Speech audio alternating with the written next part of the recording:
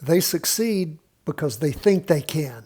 Virgil, my friends, you can succeed, and you have to think that each and every day you get in here and practice trade with us. We appreciate you being with us yet another day. We've got more exciting news to bring to you from the markets. Let's jump first into stocks. They are up a little bit for the day. You can see that we're going into our second week of a down candle. These are the Heiken Ashi candlesticks, first day of the latest 2-day candle. And of course, you can see where things are on the half-day candle. 195 minutes is what that is exactly. And of course, we see down in the morning pulling up a little bit in the afternoon, but overall, we're still in a downtrend. We will see how this continues to move over the course of the week.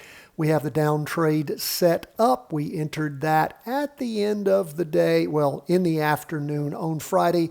I chose the lowest point because we're in a down trade. I always take the worst possible entry position on a Friday afternoon just to, again, be fair and give our charts the worst chance of winning. And of course, what do we see over and over again? Most every time we win. If we don't, then of course we limit our losses at 1 ATR on the 2-day candle. We take half our profit. When we hit the profit band, let the rest of it ride. If it reverses on us, then we'll get out at break even. And again, this works so often. It's crazy. And I don't ask you to believe me. I ask you to practice trade each and every day there is an opportunity and see if it doesn't work for you. It doesn't cost you anything. We're not a stock calling service. We're an education firm. I want you to educate yourself. And again, as Virgil said, they succeed because they think they can. Let's move on from the S&P 500. NASDAQ 100 also in a down position, opening the second week on the Heiken Ashi candlestick, down up a little bit for the day, 0.47%. Again, Heiken Ashi means what? Average pace in Japanese. And we can see that average pace is, of course, down. Now, we want to see it continue to go that way. If it reverses on us, fine. We'll ride things back up. But again, we're in good company. I mean, you think about Dr. Michael Burry and all the, was it $1.6 billion worth of shorts that he thought he would enter on there toward, I believe it was the end of July. We're a little bit below that now. Hadn't kept up with what his positions and all are, but looks like Dr. Burry may be moving in the right direction again. Let's move on to 20-year bonds. Where are they? They are really hammering down 2.46%. We, of course, had our down move. Things tried to move up. Well, we really got, again, a pretty crappy week. We had a little green candle there. Now, of course, it didn't knock us out of our position, did it? No, it did not. In fact, the position has kept running. We did have a green up candle, but it never turned around and knocked us out. And then, of course, it has accelerated down. And what do we see going on? Well, we see things moving even further. The nice thing was we captured that first 2.45%.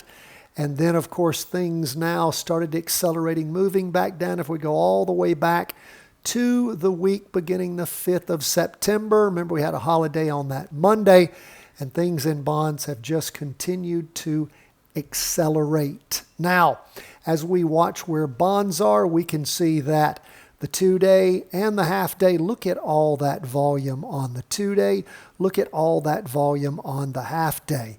You can see it. Look at all the volume last week. So things really hammering down in 20-year bonds. Remember, the inverse in 20-year bonds is Tango Bravo Foxtrot. If you go to TBF, that is the reverse. And of course, it's been doing what? Moving up quite nicely. We can update that a little bit. And of course, we see things moving in the right direction. Now, let's move on to gold. What's up with gold? We don't know. Gold is sort of in that up, down, sideways. It's down for the day 0.52%. Gold has not told us which way it is going. Now, if we look at something like gold miners, GDX, what do we see going on with gold miners? Well, sort of the same thing.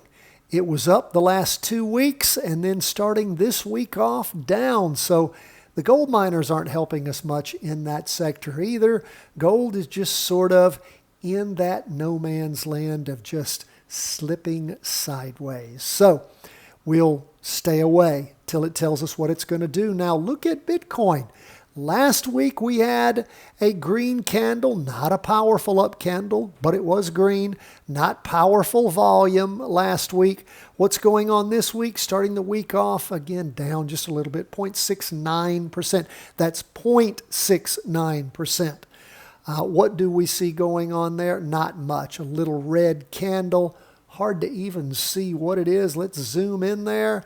Yep, little red candle with a little wick on the bottom. We can see that prior down move. It has slid sideways from that prior trend line, but again, isn't telling us much of anything. So we will keep our eye on Bitcoin and see as the week progresses if we get any read on it at all. That is where we are, folks, as we end the day on Monday, head into Tuesday. We so appreciate you being with us. We always love to hear from you. CW@chartingwealth.com. God bless, my friends. All the best from the whole team at Charting Wealth World Headquarters.